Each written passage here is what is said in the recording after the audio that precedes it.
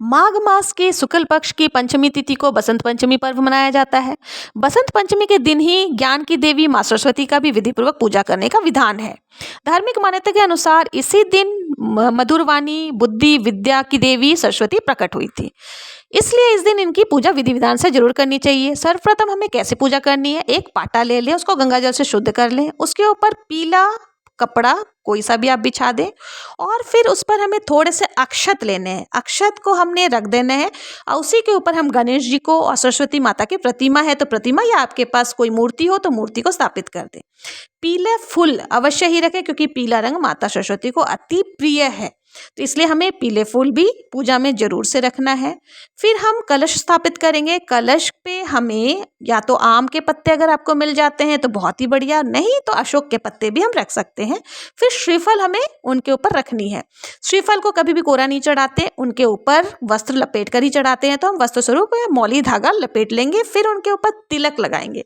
आप तिलक भी लगा सकते हो और या फिर आप स्वास्तिक भी श्रीफल के ऊपर बना करके रख सकते हो।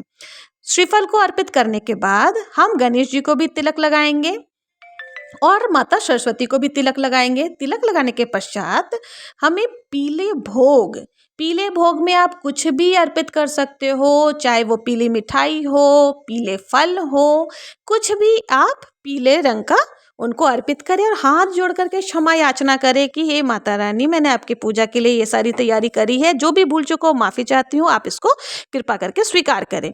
फिर हम उनको गणेश जी को और सरस्वती माता को वस्त्र अर्पित करेंगे। वस्त्र स्वरूप हम मौली धागा भी डाल सकते हैं।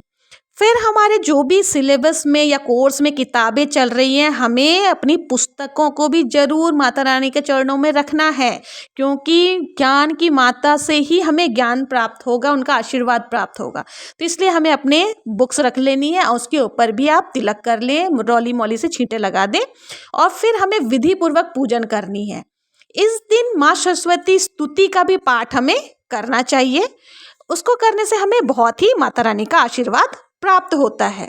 बसंत पंचमी पर जो भी जातक सच्चे मन से भक्ति के साथ माँ सरस्वती की पूजा अर्चना करता है, उसे बुद्धि, विद्या और ज्ञान का वरदान माँ सरस्वती देती हैं।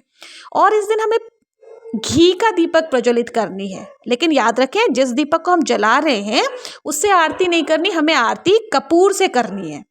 ठीक है, कपूर से हम आरती करेंगे, पीले फूल उनको अर्पित करेंगे। और इस दिन पीले फूल का एक उपाय भी होता है जो विद्यार्थियों को अवश्य ही करनी चाहिए।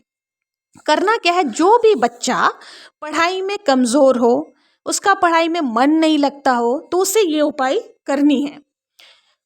करना क्या है, आपको सरसों के फूल लेने हैं। सरसों के फूल आपको कहीं भी मिल जाएंगे, जैसे गेहूं के खेतों में सरसों होते हैं ना, वहाँ से आप सरसों के फूल ले सकते हो। और कितने फूल आपको लेने हैं, 31 फूल लेने हैं। और 31 फूल को ले करके आपको किसी भी शिव मंदिर में चले जाना है और शिव मंदिर में जा कर के आप उन फूलों को भगवान से निवेदन करके चढ़ा दें।